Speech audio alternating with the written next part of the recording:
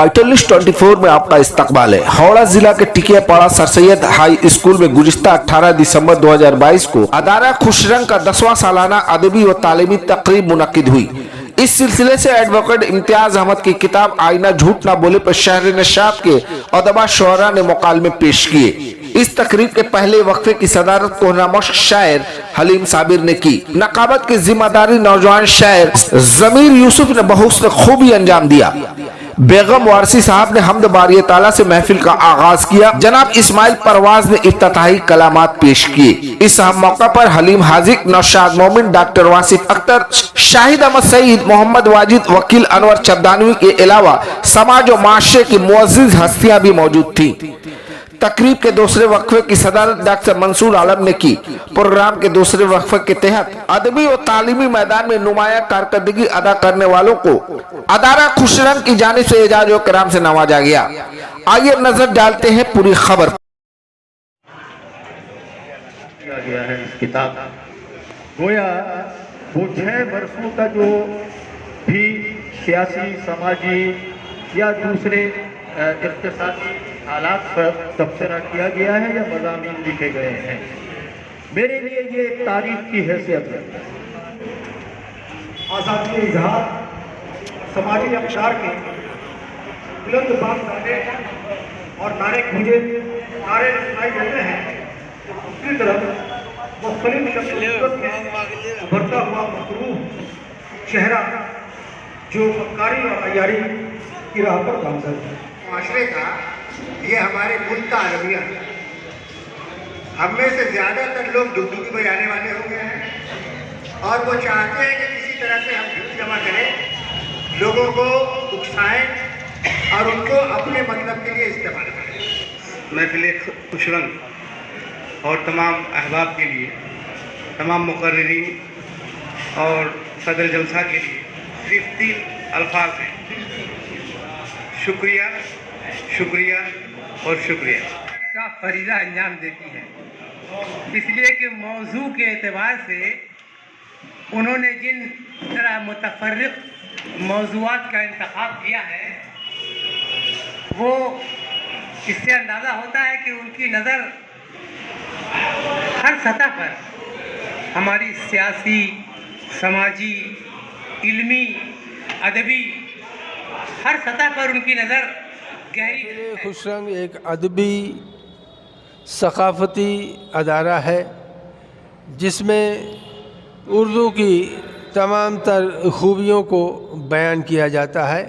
इस सिलसिले में महफिलें भी मुनक़्क़द की जाती हैं और तमाम तर शोरा, उदबा, दानिश्वरान को इनाम से भी नवाजा जाता है। जैसा कि हर साल इस अदारे ने मुख्तलिफ़ शोबों में मुख्तलिफ़ लोगों को, मुख्तलिफ़ तलबा और तालिबात को इनाम से नवाजा है। और आज भी ये 18 दिसंबर यौम अक़लियत के मौके पर, बैनुल अक़वामी यौम अक़लियत के मौके पर ये आज प्रोग्राम करके तमाम तर शोरा, उदबा और तलबा और तालिबात को इनाम से नवाजने के लिए इकट्ठा हुए हैं, जिसकी पूरी जीती जागती तस्वीर आपकी आंखों के सामने है। मैं सबसे पहले शुक्रगुज़ार हूँ अंजुमन महफिल खुशरंग जनाब अफजल ख़ान साहब, उसके बहुत ही मोतबर सेक्रेटरी हैं और अदब के हवाले से उनकी खिदमत नुमाया है।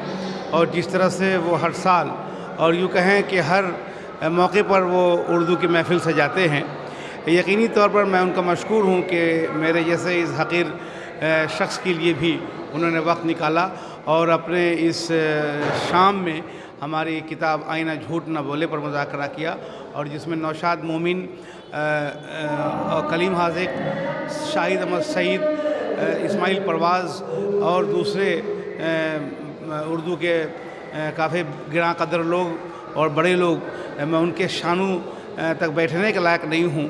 मुझे इस बात की खुशी है कि कम अज़ कम आईना झूठ ना बोले की वजह से मैं उनके पास और उनके बगल में बैठ सका हूँ।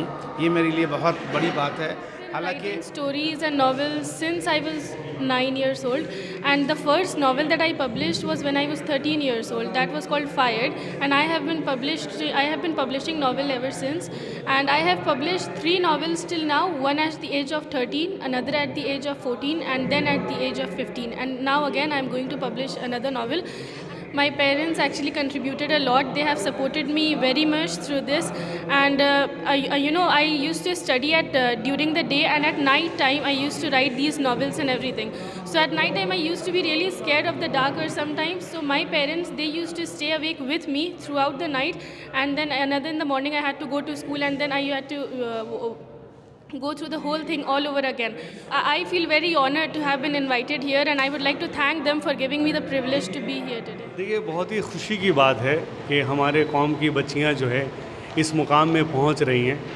کسی نے ایک بات کہا ہے کہ the measure of intelligent is the ability to change, کہ ایک انسان کی ذہنیت اور اس کی جو انٹیلیجنٹ ہے اس کو اسی طریقہ سے ناپا جاتا ہے جب اس کے اندر بدلاؤ آتا ہے.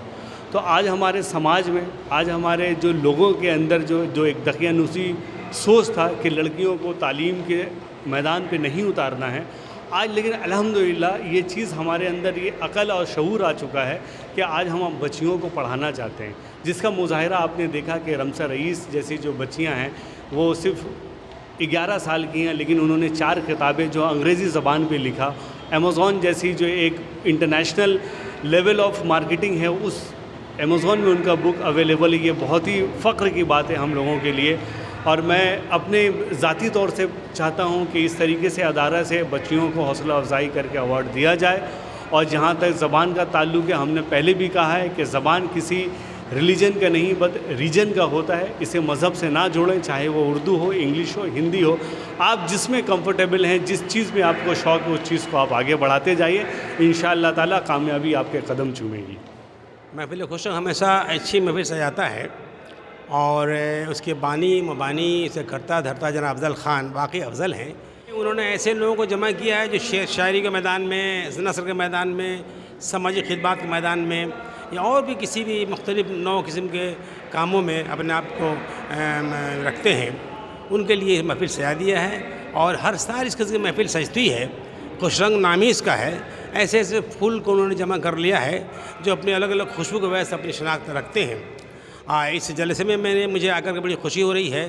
میں بہت پرانے تعلقات جتنے لوگوں سے تھے وہ بھی نظر آ رہے ہیں، اور تمام لوگوں کی کہ کارناموں پر روشنی پڑتی ہے، اس سے علم حاصل ہوتا ہے اور جانکاری حاصل ہوتی ہے کون کیا کام کر رہا ہے، کہاں پردے کے پیچھے چھپ کر کے کتنی خدمت کر رہا ہے قوم ملت کی، زبان و ادب کی.